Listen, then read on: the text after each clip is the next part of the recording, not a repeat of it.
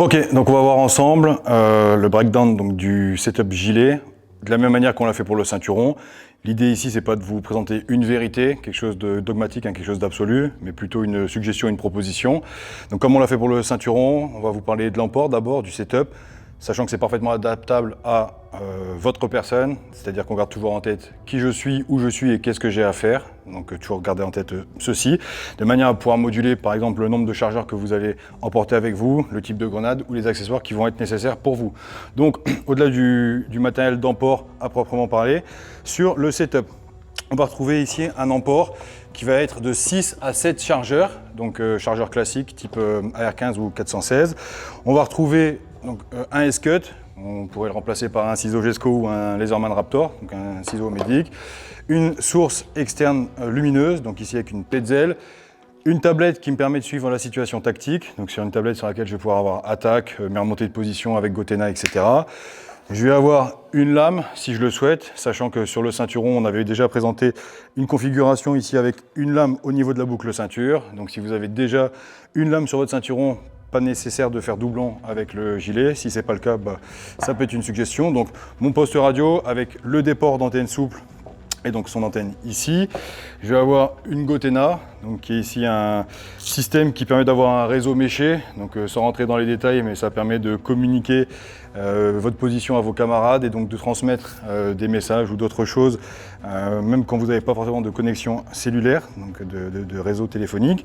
Je vais avoir ensuite deux garrots tourniquets classiques, donc format type 4. Je vais avoir donc mon PTT, donc ici sur un format Invisio. Je vais me retrouver avec 3 grenades flashbang, donc des grenades de diversion en format Nico. Donc on pourrait parfaitement remplacer par d'autres types de grenades, par des Sialume par exemple ou d'autres choses. Et ici, une grenade fumigène, donc sachant qu'ici on est sur une grenade fumigène pyrotechnique d'exercice, vous connaissez bien donc les grenades militaires, ce à quoi elles ressemblent. Au niveau du gilet, donc sans rentrer dans les détails profond de l'assemblage complet du HPC, vous avez déjà des vidéos qui sont disponibles si vous en faites l'acquisition et que vous souhaitez le monter. Ici, on a déjà préassemblé le gilet avec le cummerbund et avec la plaque arrière. Donc ici, on va juste se retrouver avec la plaque avant dans laquelle je vais venir introduire ma protection balistique, premièrement. Hop. Donc je rappelle, pour qu'un setup soit efficace, il faut que l'ensemble soit ajusté. Donc il vaut mieux forcer un petit peu lors de l'introduction de vos plaques plutôt que vous retrouver avec des plaques qui viennent flotter dans leur logement.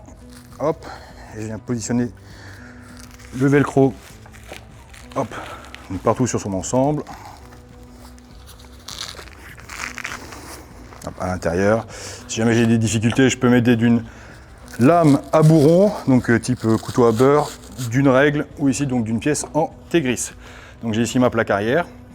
J'ai fait le choix, au niveau de l'assemblage avec la plaque avant, de venir utiliser donc des quick buckle, donc des boucles à détachement rapides. Donc je vais juste venir repositionner hop, les petites chaussettes ici, même chose de l'autre côté. Et donc ces boucles ici me permettent de solidariser la plaque arrière et la plaque hop, avant. Je vais venir ensuite donc, introduire les cummerbunds dans leurs emplacements. Hop, respectifs. Donc là ici on a les boucles à détachement rapide qui sont à installer. Hop, donc je les prépositionne avant de venir les mettre en place. Sachant que je rappelle, une configuration efficace au niveau de votre gilet, elle doit offrir une asymétrie au niveau du placement de vos plaques, c'est-à-dire que vous devez vous retrouver avec la plaque avant qui va être légèrement plus basse que la plaque arrière pour être le plus efficace possible au niveau de la protection. Donc ce que je fais à gauche, je le fais également à droite.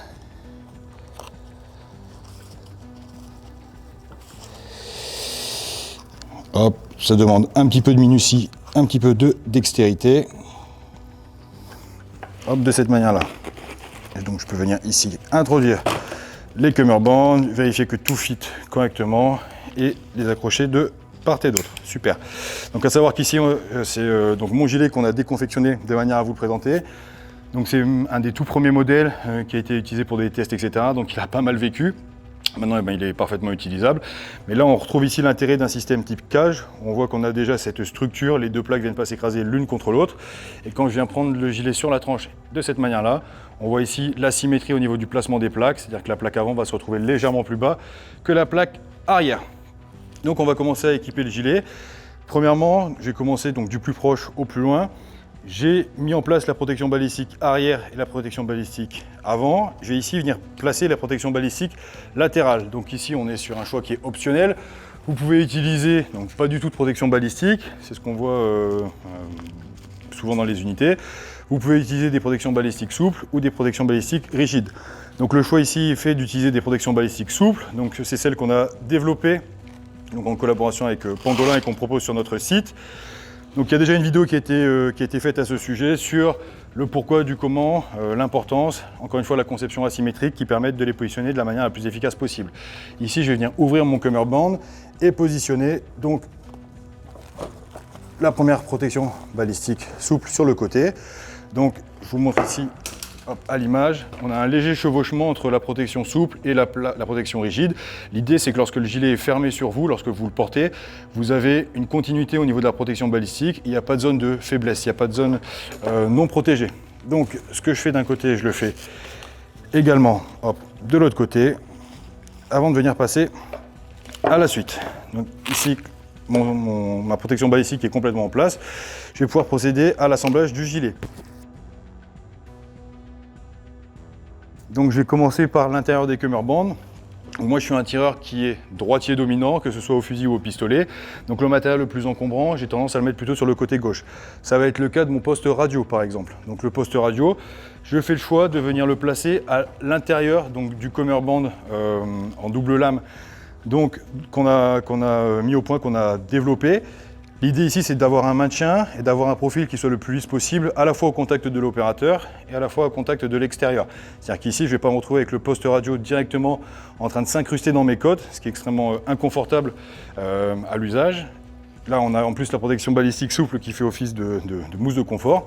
Et à l'extérieur, on va garder un profil qui est complètement slick.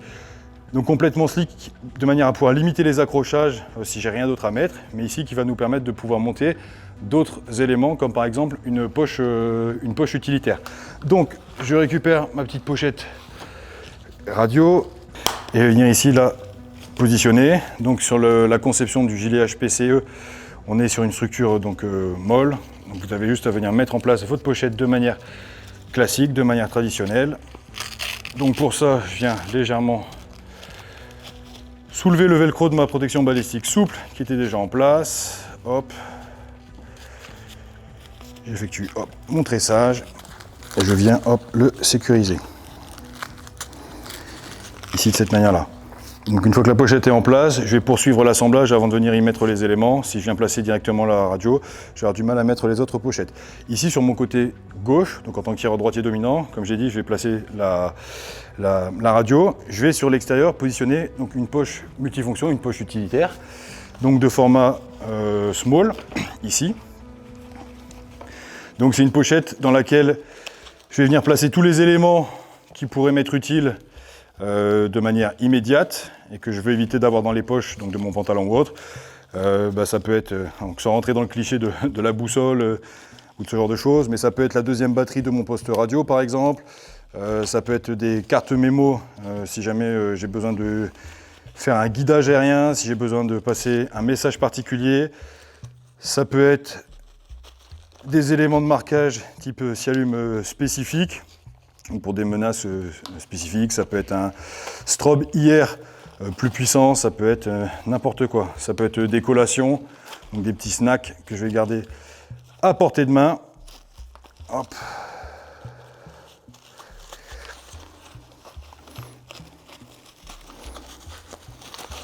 Jusqu'en bas. Et je viens ensuite, hop, sécuriser l'ensemble.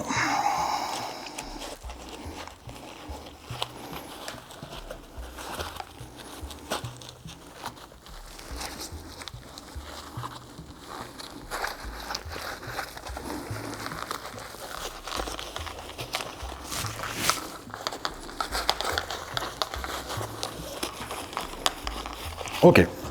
Donc, un des problèmes qu'on va pouvoir rencontrer avec ce type de pochette utilitaire, c'est le fait qu'elle puisse donc s'accrocher dans mon environnement. Ça peut s'accrocher à une poignée de porte, à un arbre, à une portière, etc.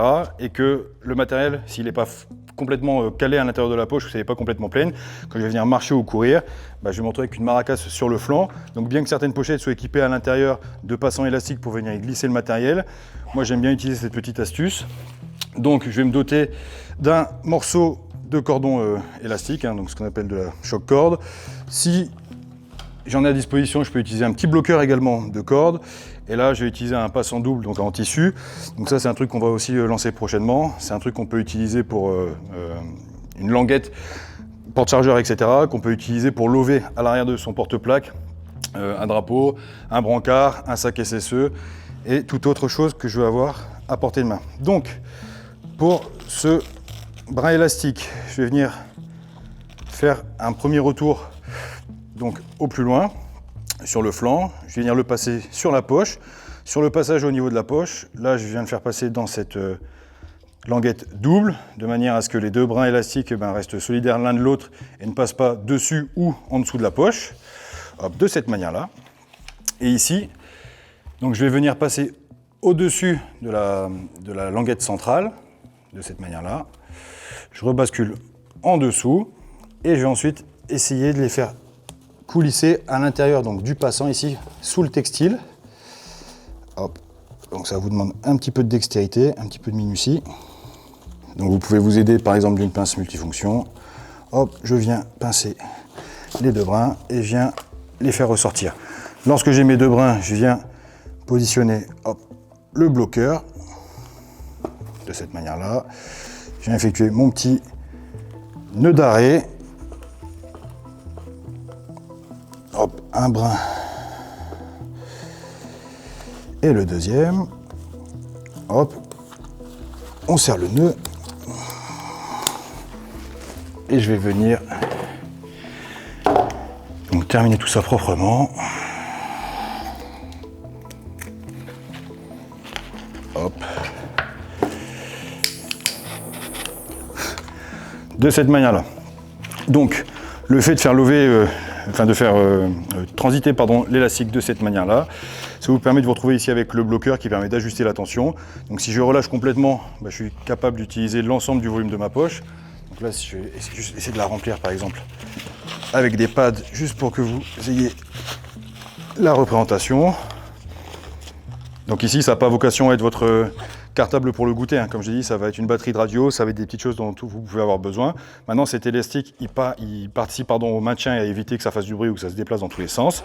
Et si votre pochette, elle est quasiment vide ou uniquement avec des éléments de marquage, comme là, c'est le cas d'un Fitlight, j'ai juste à venir ajuster légèrement la tension vers le bas pour augmenter ici la rétention au niveau de cette poche. Ici, au niveau du cummerbund, je me retrouve avec un deuxième slot, un deuxième emplacement qui est libre. Donc l'idée ici, c'est pas d'aller dans la mouvance année 2000 où dès qu'il y avait des passes en molle, il fallait à tout prix que je mette une pochette ou je mette un chargeur.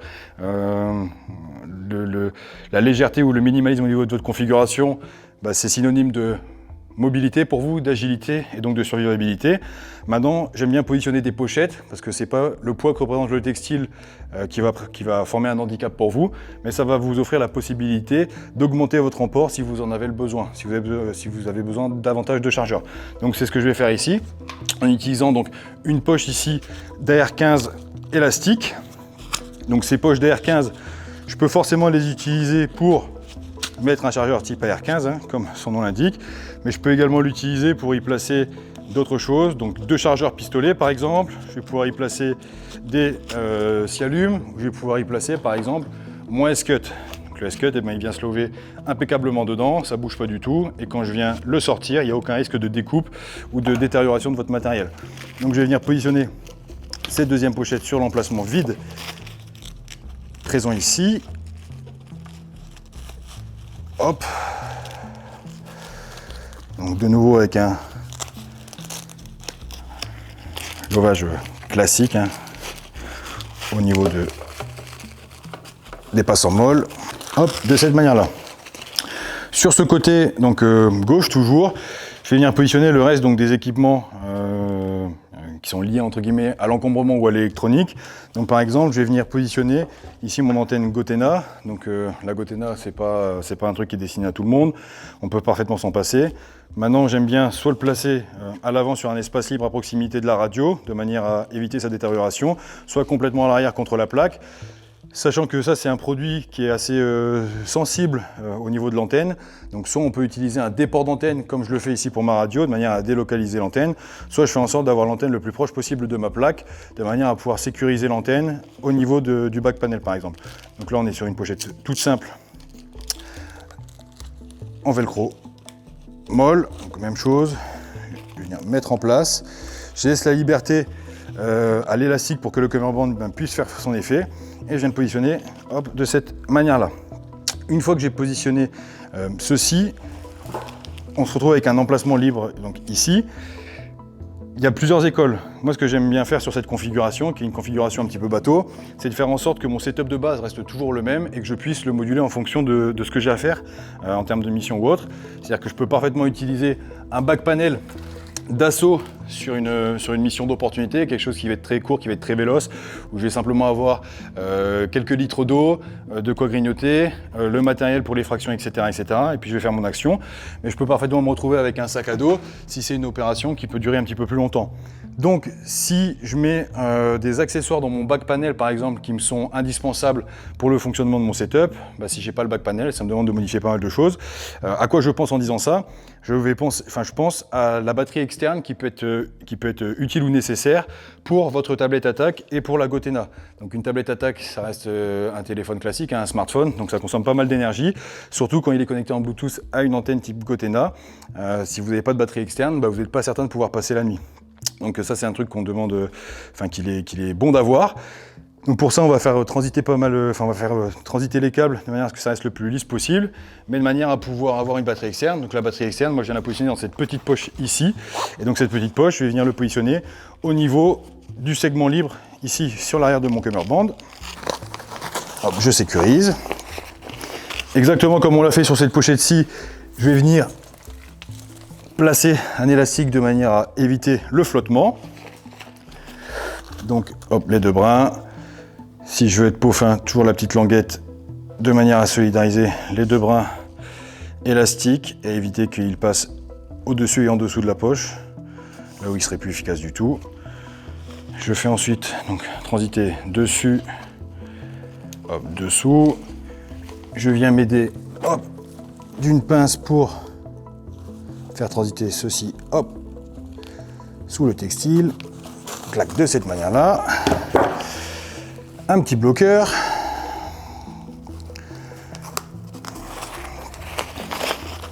On positionne la poche. Clac, tension initiale, super. Le petit nœud d'arrêt. Hop.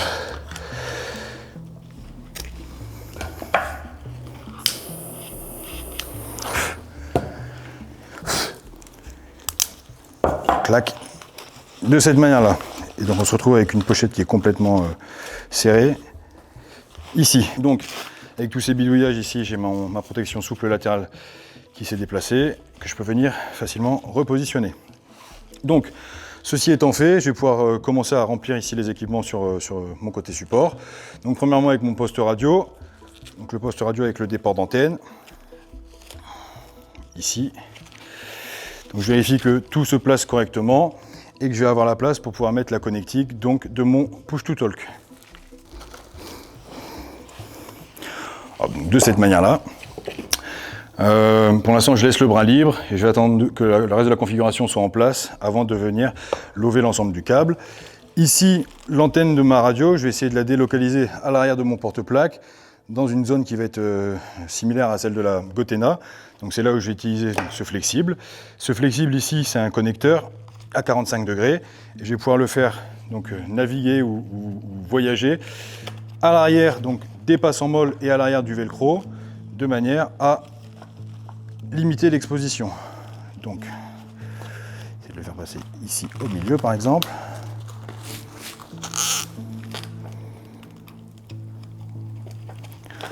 Ok, on a le velcro, il faut ravaler.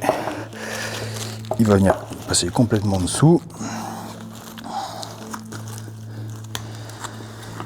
Donc là, s'il faut, je le referai transiter après, une fois que l'antenne sera en place. Donc l'idée pour moi, c'est d'avoir l'antenne ici, positionnée à l'arrière. Ici, l'antenne étant positionnée, je peux vérifier également que je peux introduire un chargeur fusil supplémentaire si j'en ai le besoin. Hop, donc c'est le cas ici, au niveau de mon équipement. Sachant que sur mon côté support, un chargeur qui est positionné ici au niveau du cummerbund, c'est pas le plus confortable ni le plus accessible. Maintenant, le gilet, c'est plutôt quelque chose qui est à percevoir comme du port ou comme du transport.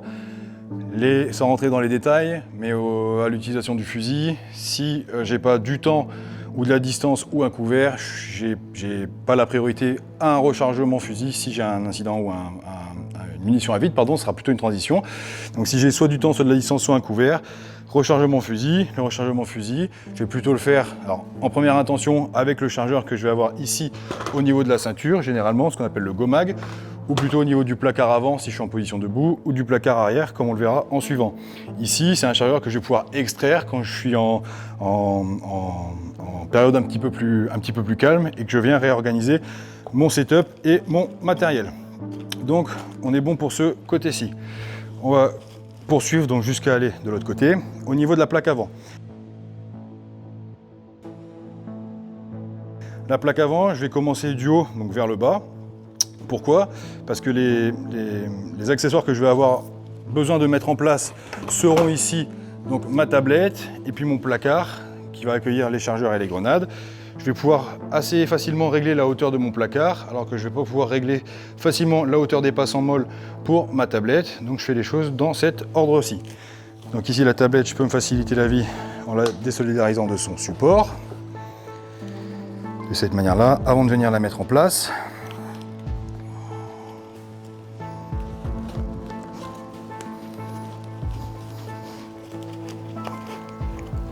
Ici, ok. Donc ça, c'est un exemple de configuration. Maintenant, en fonction de la taille des tablettes que vous utilisez, et on vous proposera des exemples de configuration, on peut parfaitement positionner la tablette au niveau du placard avant, pour l'avoir plutôt ici au niveau de l'abdomen. Donc ici, ma tablette est en place. Hop. Tac et tac. Avant de venir faire naviguer le câble, je viens positionner le reste de mon matériel. Donc au niveau de mon porte-plaque, c'est quelque chose qu'on avait déjà vu dans une vidéo Agilite, j'aime bien avoir une source lumineuse additionnelle. Donc les sources lumineuses, j'en ai sur mes armes théoriquement, pistolet et fusil. Je peux en avoir sur mon casque, je peux avoir une lampe à main. Maintenant, si j'ai besoin de travailler de manière minutieuse sur une porte quelconque, pour lire quelque chose, pour du médic ou autre, on peut souvent avoir tendance à retirer son casque en fonction de la situation dans laquelle vous êtes. Et donc soit la lampe, je vais toujours l'avoir autour du cou. Généralement, ça c'est une habitude que j'ai dans ma pochette casque avec les JVN, etc. J'ai toujours une lampe. Dès que j'enfile mon casque, je viens positionner ma lampe autour du cou, un petit peu comme un collier, en port inversé, de manière à pouvoir utiliser le faisceau. Si vous ne le portez pas de cette manière-là, la lampe, on peut parfaitement la positionner au niveau du gilet porte-plaque, donc en l'enfilant autour de la plaque. Donc ça, c'est juste des idées, si vous le souhaitez. Pour la suite, donc il nous reste ici à mettre à l'avant le placard, clac, et le support donc de PTT. Donc le support de PTT, c'est un produit qu'on a développé et qu'on distribue. C'est un produit qui est compatible avec tous les PTT du marché, que ce soit Invisio, que ce soit Falcom, que ce soit Peltor ou autre. Donc ça se positionne sur les passants molles, ça permet d'exploiter au mieux votre configuration, même si vous manquez d'espace au niveau de votre porte-plaque, d'éviter d'avoir votre PTT sur le côté. Et donc, que ce soit avec les passants molles ou que ce soit avec les vis directement mis en place, une fois que mon PTT est positionné, je vais venir régler l'inclinaison de l'ensemble avec la tension que je vais venir exercer sur la petite corde élastique qui est fournie avec, donc, de cette manière-là, de manière à ce que le PTT il se retrouve ici sur le côté. Donc là, vous avez le produit quand il est livré. Là, on a un produit qui est déjà monté, déjà utilisé. Donc le PTT, je vais le positionner au plus haut ici sur le côté. Donc je suis tireur toujours droitier dominant. Donc je vais utiliser ma main gauche au niveau du PTT. Donc il va se retrouver ici. De manière à me faciliter la vie, je vais d'abord mettre en place le placard avant de venir mettre en place le PTT. Donc ce placard avant ici. Donc je rappelle, le HPCE, il est compatible avec tous les placards du marché. Vous avez des petits anneaux que vous êtes capable de sortir, de positionner à 3 hauteurs différentes. donc ici, ici et ici, des deux côtés. Donc je peux utiliser des G-hooks si je le souhaite, je peux utiliser des boucles ITW classiques, je peux utiliser du velcro, et donc je peux utiliser n'importe quel panel disponible, et donc vous aurez d'autres exemples en suivant. Donc ici on est sur un truc que j'affectionne particulièrement, donc c'est un panel Unoptomium, c'est extrêmement léger. Vous avez une conception en élastique avec des lames de Tegris qui facilitent l'introduction donc des chargeurs, et on est venu rajouter une deuxième épaisseur qui est également d'Unoptomium, ici le flap.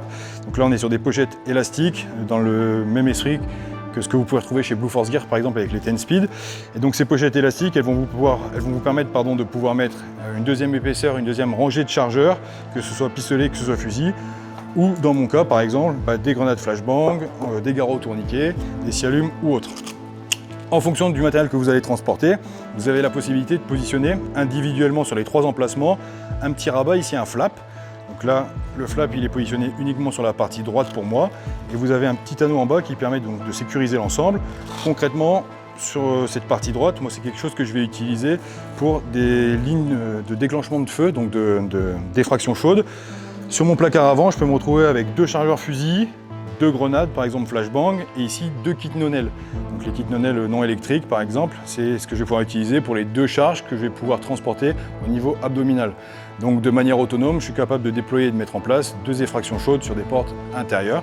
Et donc pour éviter d'avoir le nonel en fait, qui est juste un fil qui se balade et qui dépasse, et ben, on peut utiliser ce rabat pour venir sécuriser. Mais on peut le faire aussi pour des désignateurs laser ou pour du matériel justement qui est un petit peu sensible ou un petit peu coûteux. Donc la mise en place ici, vu qu'elle se fait de manière permanente et définitive, je vais le faire avec les velcro directement au niveau des passes en bol. Si je souhaite une modularité au niveau de ma configuration, je peux utiliser des G-hooks qui va me permettre de mettre en place mon placard et de le retirer beaucoup plus rapidement. Si vous êtes amené à utiliser différentes plateformes d'armement par exemple, ou différents types ou spectres de mission, le fait de pouvoir changer rapidement, c'est quelque chose qui peut être intéressant. Donc pour les passes en bol et pour me faciliter la vie, je vais venir toujours utiliser ma petite pince de manière à récupérer ma languette en velcro. Ici,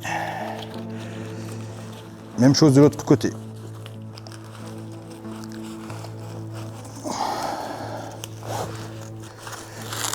Hop, donc la petite astuce pour le réglage, je viens positionner le velcro mâle vers le ciel, de manière à ce que ce soit femelle contre femelle lorsque je viens mettre l'ensemble en place.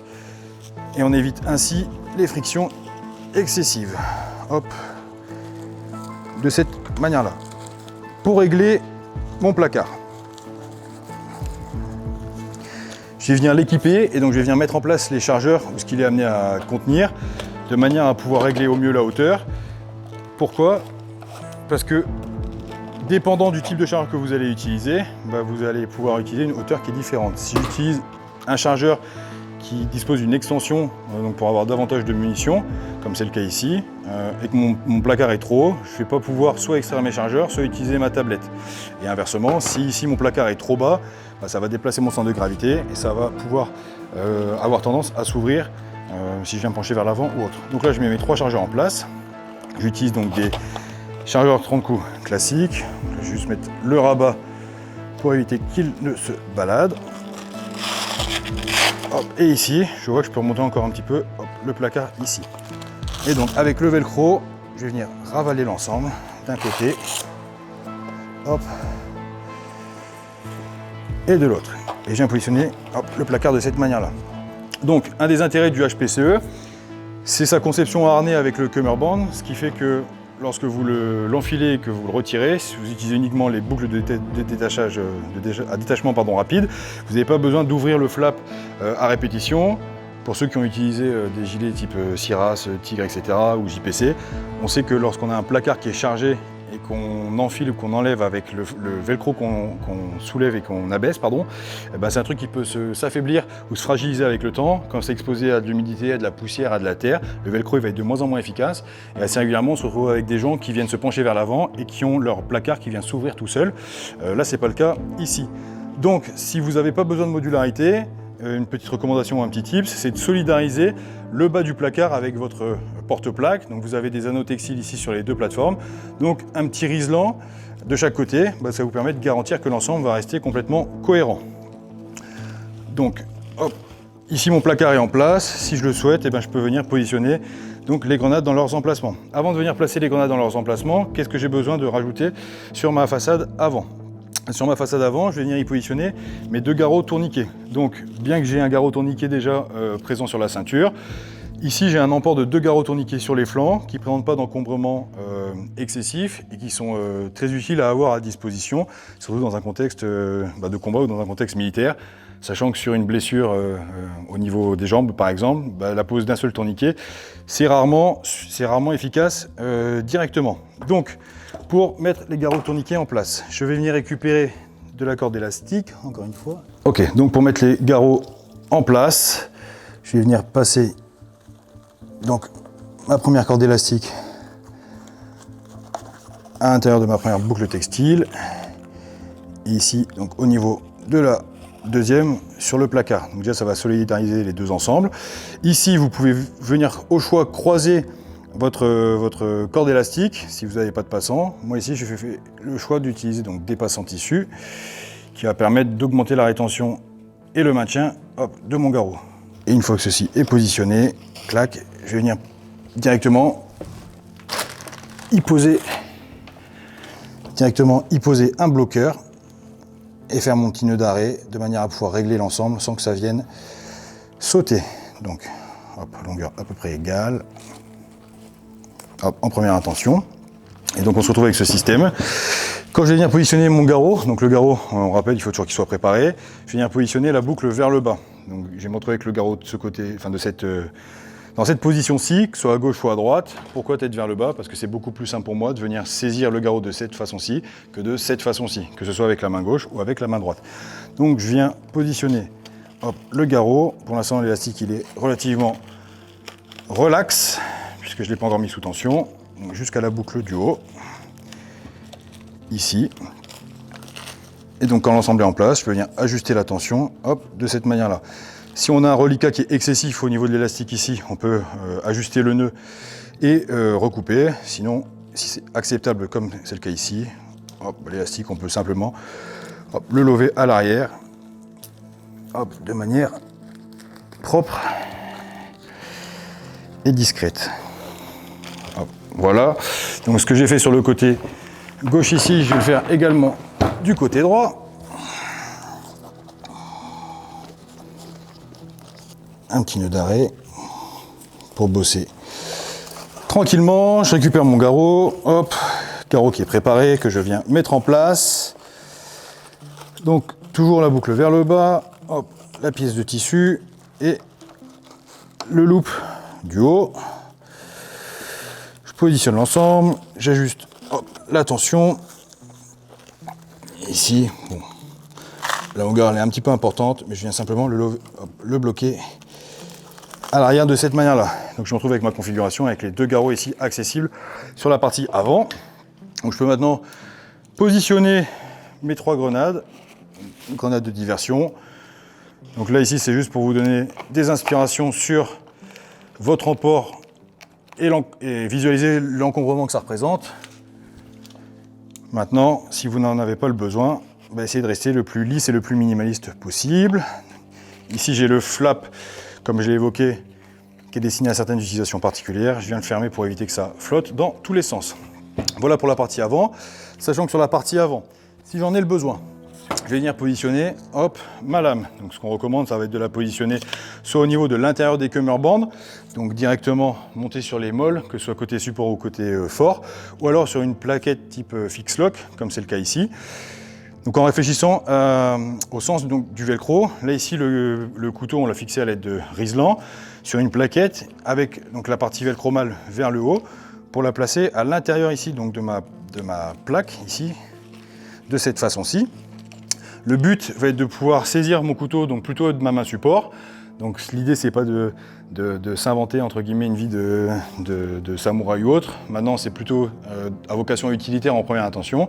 Maintenant si je peux utiliser mon pistolet de la main droite, c'est bien de pouvoir utiliser son couteau de la main gauche. Pourquoi on vient le placer au plus proche de soi? Ça évite d'avoir un élément qui va venir s'accrocher dans votre environnement, que ce soit la sangle de vente fusil ou autre. S'il est proche de vous, il va garder le profil le plus lisse possible. Et ça vous permet de monter des ajouts additionnels, comme par exemple une plaquette fixe lock encore une fois, mais avec des charges individuelles. Donc là on est sur des strip charges type porte d'intérieur. Si j'en ai le besoin, ça je vais le positionner entre mon placard et ma plaque. Donc je vais me retrouver ici avec les charges donc, qui sont protégées à l'intérieur, donc sur la partie interne que je peux parfaitement saisir, et la lame qui est positionnée de l'autre côté. Je peux positionner également une poche médic si je le souhaite. Donc là on a la Agilite. Donc une poche type sac ici. Cette poche, même chose, je vais la positionner entre le placard et la plaque balistique. Donc ça va me permettre d'avoir accès à mon matériel médic et d'avoir accès à la lame qui est présente ici en dessous. Donc c'est toujours une structure qui est la plus modulaire possible et pas un choix absolu à faire entre une configuration ou l'autre. Donc on poursuit au niveau de l'assemblage. Donc j'ai fait le côté support. Non, j'ai pas terminé ici. Quand on est sur le placard avant, la dernière chose qu'il nous reste à mettre en place, ça va être donc forcément le PTT et tout ce qui va être câble d'alimentation pour ma tablette. Donc le PTT, comme je vous l'ai dit, on va utiliser le support qu'on a développé, donc que je viens positionner ici au niveau des passants molles. Donc celui-là, il a déjà vécu, puisque c'est le modèle, c'est le prototype de démonstration qui a été mis et enlevé à peu près 150 millions de fois. Hop, donc c'est le cas ici. Là, le connecteur pour mon équipement audio, je viens le placer dans les passants élastiques, hop, prévus à cet effet, de manière à pouvoir connecter mon casque lorsque j'enfile mon gilet. Hop, donc ça reste clean. Ici, de cette manière-là. La tablette, donc pour la tablette, on va utiliser, donc ici c'est un connecteur USB-C, qui est coudé. Donc le connecteur USB-C, je le fais coulisser, enfin je le fais naviguer sur la partie opposée, et on va essayer de tresser entre guillemets un petit peu le câble, de manière à éviter ce qui traîne de manière trop importante. Donc déjà je vais le passer ici sur la partie intérieure. Le but c'est d'avoir un petit peu de mou et que le câble soit pas en tension, de manière à éviter les faux contacts et les arrachements intempestifs. Donc on voit ici que le câble il garde un profil fin. Et ici, quand je vous dis que je le mets et que je l'enlève 150 fois, le câble, je vais le faire coulisser sous mon support de PTT.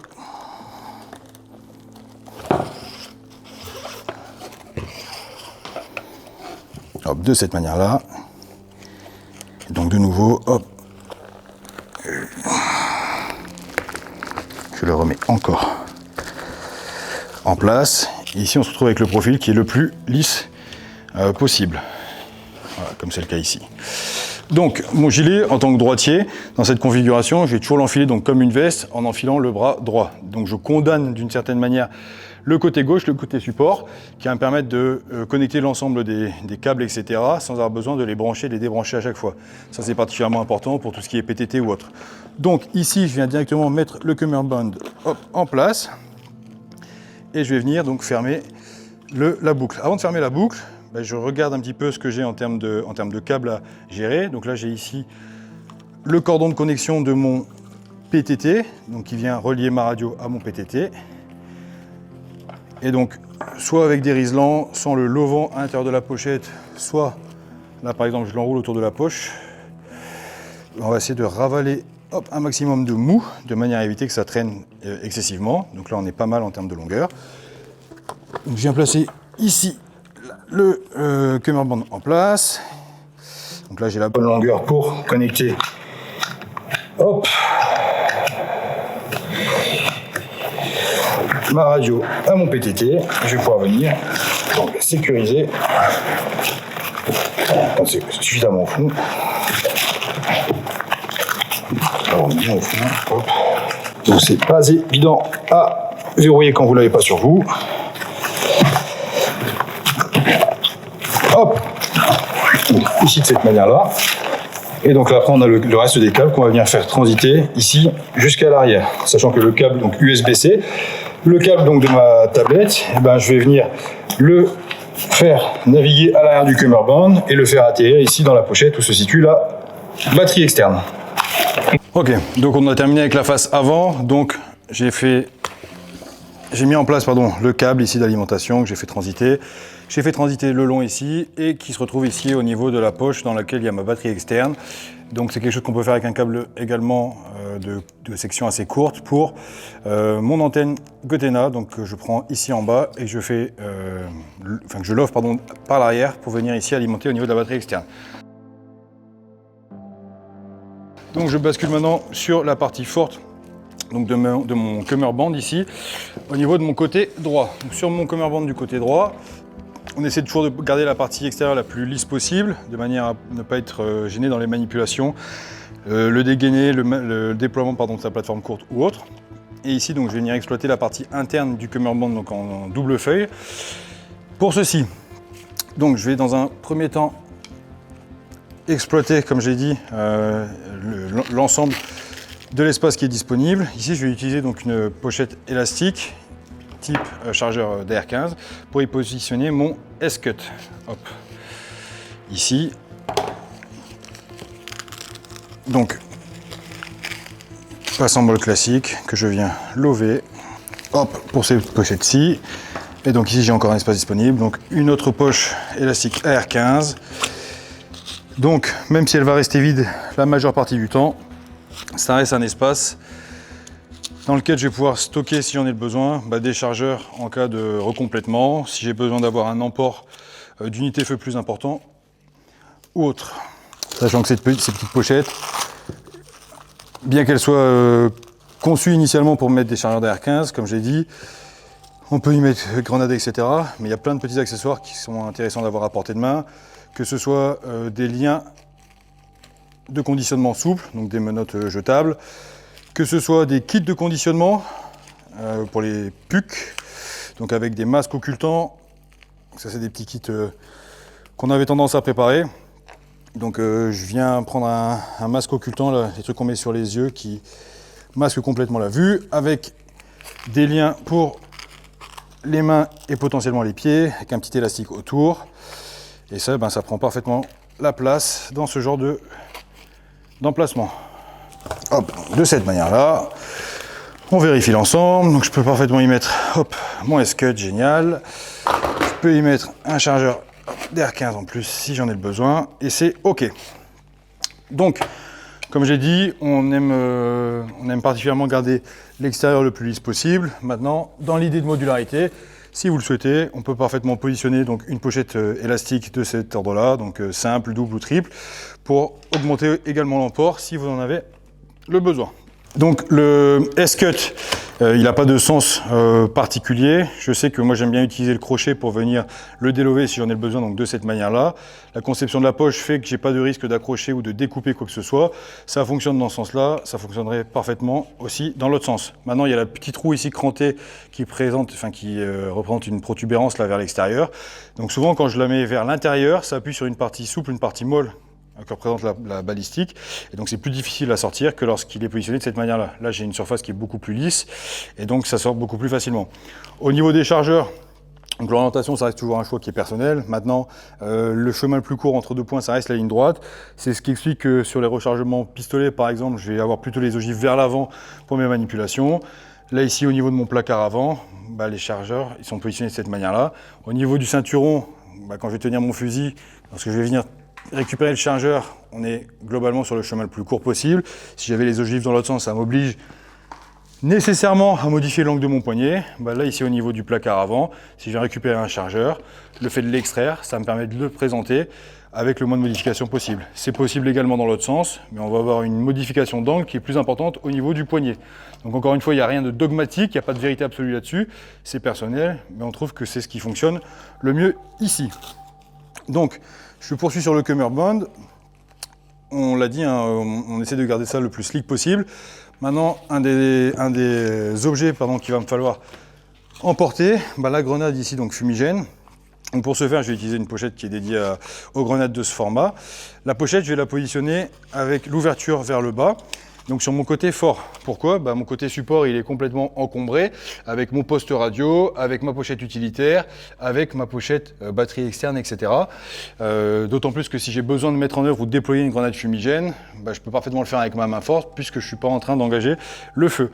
Donc la pochette qui va être vers l'extérieur, qui va être sur mon côté fort, L'idée c'est de pouvoir l'ouvrir tout seul de cette manière-là, avec le flap donc, qui va s'ouvrir vers le bas, et donc de préparer sa grenade de manière à pouvoir l'extraire et la déployer. Donc, je vais venir positionner la pochette, et la pochette, on va la positionner de façon à ce qu'elle se retrouve le plus bas possible.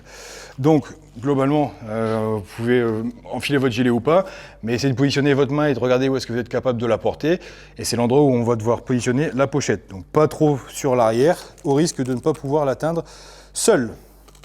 Donc, globalement, ici, c'est quelque chose que je devrais théoriquement être capable de faire. J'ai sécurisé l'ensemble des passants. Et donc là, ma pochette, elle est placée le plus bas possible.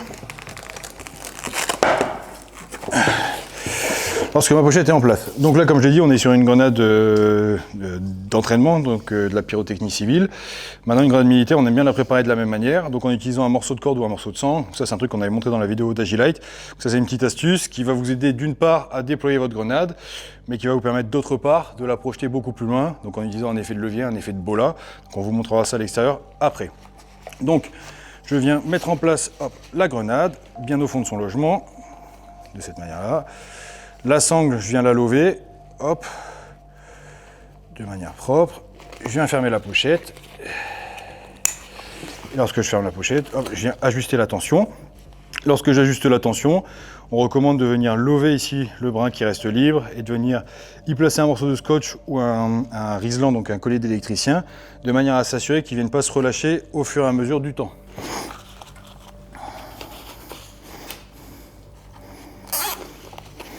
Donc j'assure correctement la tension. Et donc la sangle qui est plate à l'origine, ben, ça va légèrement la déformer. C'est l'effet recherché. Mais ici on s'assure qu'il n'y aura pas de desserrage intempestif. Et donc quand je vais avoir le gilet, le but est d'être capable de venir saisir. Quand la pochette va s'ouvrir, ben, vous allez avoir le brin libre qui va venir pendre. Ça va me permettre d'extraire la grenade et donc de la mettre en œuvre, de la déployer. Donc on arrive maintenant à la partie arrière. Donc la partie arrière. Je vais me retrouver avec le système de délocalisation d'antenne. Donc mon antenne, soit je la mets sur le cummerbund, soit je le mets directement à l'arrière de mon gilet. Une fois que j'ai mon connecteur en place, on peut parfaitement le faire naviguer sous les passes en molle, de manière à ce que ça reste le plus lisse possible. Hop, donc comme je viens de le mettre ici, donc l'antenne elle transite sous les passes en molle avec le connecteur et ça me garde un profil lisse. C'est-à-dire que là, je peux mettre un sac à dos avec un profil qui est complètement slick à l'arrière, où je peux mettre un back panel. À l'arrière, en standard, ce qu'on aime bien utiliser, donc c'est le système Fix Lock. Donc ici, le format large, pour avoir 2 chargeurs supplémentaires. L'idée ici, c'est d'éviter l'accumulation des épaisseurs sur la partie avant, qui vont présenter une masse importante, qui vont me gêner en termes d'encombrement, qui vont me gêner si j'ai besoin de m'allonger, de me mettre à plat ventre ou autre. Donc on va venir utiliser ceci. Donc j'ai positionné 2 pochettes déjà élastiques Noptomium pour les chargeurs d'AR15 à l'arrière, avec donc les kits élastiques qui sont fournis. Les kits élastiques qui me permettent, si je le souhaite, d'avoir un emport supplémentaire. Donc je peux mettre un poncho type ghillie, je peux mettre un poncho quelconque, je peux mettre un brancard, je peux mettre un sac SSE, je peux mettre une charge linéaire, comme vous l'avez vu sur les exemples, je peux mettre vraiment pas mal de choses. Et si je ne les utilise pas, les élastiques, je viens les resserrer et les placer de la manière la plus lisse possible. Au niveau des pochettes, petite astuce entre guillemets, comme d'hab, il faut qu'on place un élastique de manière à pouvoir sécuriser les chargeurs. Donc toujours un morceau de choc corde que je viens placer dans les passants, un petit anneau textile et après je m'assure donc de l'efficacité. Au choix, on peut utiliser des chargeurs classiques ou on peut utiliser des chargeurs à rallonge. Pour les chargeurs qui ont des extensions, ici des base paid, qui rajoutent 5 ou 6 coups au total de votre chargeur, ce type de chargeur, j'utilise plutôt au ceinturon parce que ça va me permettre de les saisir plus simplement. J'évite de l'utiliser sur la partie avant parce que ça alourdit d'une part et ça handicape la mobilisation de ma tablette, etc. Et ça me force à avoir le placard un peu plus bas. Par contre, c'est des chargeurs que je vais aisément utiliser à l'arrière, puisque cette petite rallonge va me faciliter la vie quand il va s'agir de les récupérer. Donc ce que j'ai fait d'un côté, je le fais également de l'autre côté. Hop, et je viens positionner donc, mon deuxième chargeur de cette manière-là. Et donc ici, il y a différentes petites choses qu'on peut faire pour faciliter la vie. Donc les élastiques qui sont fournis, par exemple, je les ai fait naviguer autour des chargeurs de manière à ce que ça vienne augmenter l'appréhension de l'ensemble.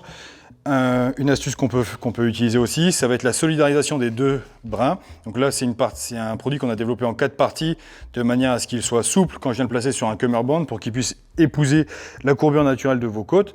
Maintenant ici, c'est plus intéressant d'avoir un ensemble qui va être figé.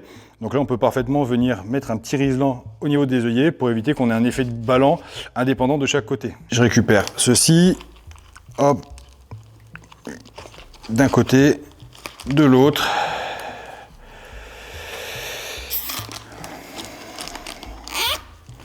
Hop, j'ajuste légèrement la tension. Et là, on est sur une structure qui va être beaucoup plus robuste. Donc, cette plateforme, vous avez différents choix au niveau de la position. Ça, vous pouvez le mettre directement au niveau de la face interne de votre porte-plaque. Le design a été conçu pour ceci, de manière à ne pas interférer avec le fonctionnement des cummerbunds. Alors, ce qu'on recommande, si vous procédez de cette manière-là, je vais l'ouvrir complètement. Hop là.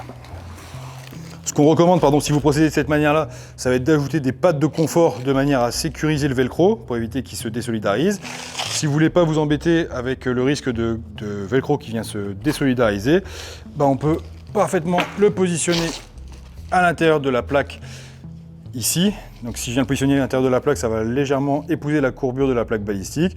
Et là, ici, on a la possibilité d'utiliser l'emplacement externe pour une charge additionnelle ou pour d'autres choses. Donc là, par exemple, on va faire simple. Je vais juste le positionner à l'intérieur.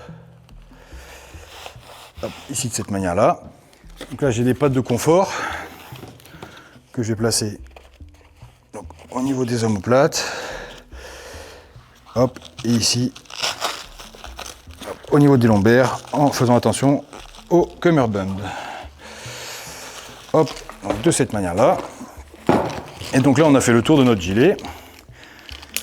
Qu'est-ce qu'il me reste maintenant à configurer? Le back panel, si j'en ai le besoin, en fonction, encore une fois, de mon contexte de mission. Donc là, on a un exemple de back panel sur lequel on va communiquer davantage très prochainement. Donc là, je vais venir le mettre en place. Donc c'est un panneau molle qui vous permet de le configurer de la manière dont vous le souhaitez, avec 2 languettes sur la partie supérieure qui permettent de sécuriser par le haut. Hop. Et donc les 2 zips ici sur les côtés, à gauche et à droite. Donc là on se retrouve avec l'antenne de radio en dessous, avec un ensemble qui est relativement robuste. Si j'en ai le besoin, je peux parfaitement venir placer un sac d'hydratation sous mon back panel, ou dans mon back panel. Donc, si j'en ai le besoin, je viens positionner le sac d'hydratation. Donc, j'ai placé ma poche d'hydratation ici. Alors, recommandation encore une fois perso. Moi, le tube d'hydratation, quelle longueur j'utilise? Une longueur d'épaulière, plus ici un coude à 90 degrés. Le but, quand je viens porter le gilet, ça va être de mettre la tétine ici en dessous, comme ça elle ne me gêne pas du tout quand je viens bosser avec mon fusil sur mon côté. Quand je bosse avec mon fusil sur mon côté fort. Si j'en ai besoin, je sors. J'ai une longueur suffisante pour boire sans avoir à me contorsionner. Et je viens le relever en dessous sans que ce soit problématique. Donc,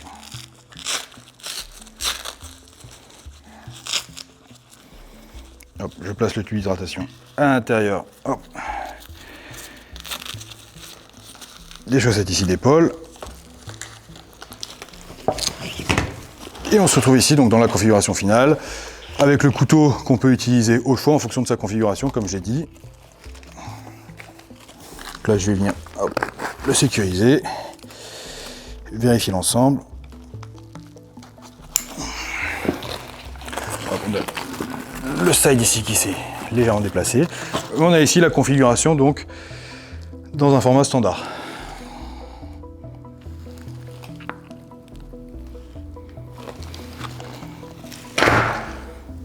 Donc on arrive au bout de la présentation de cette configuration au niveau du gilet, sachant que le gilet, nous on l'a pensé comme un système modulaire, c'est-à-dire qu'on a un environnement qui est en pleine croissance, où il y a plein de produits qui sortent. Il y en a certains qui sont déjà visibles ici, il y en a d'autres qui sont encore en préparation. Le but c'est vraiment de s'adapter à votre spécificité de mission, qui vous êtes et ce que vous avez à y faire. Là, ce qui est tout fraîchement sorti, les fix lock, ça vous permet d'avoir, comme on dit, des charges à l'avant, des charges à l'arrière, ça vous permet d'avoir des choses sur les côtés. Là ici on a utilisé un fix lock simple avec une poche chargeur.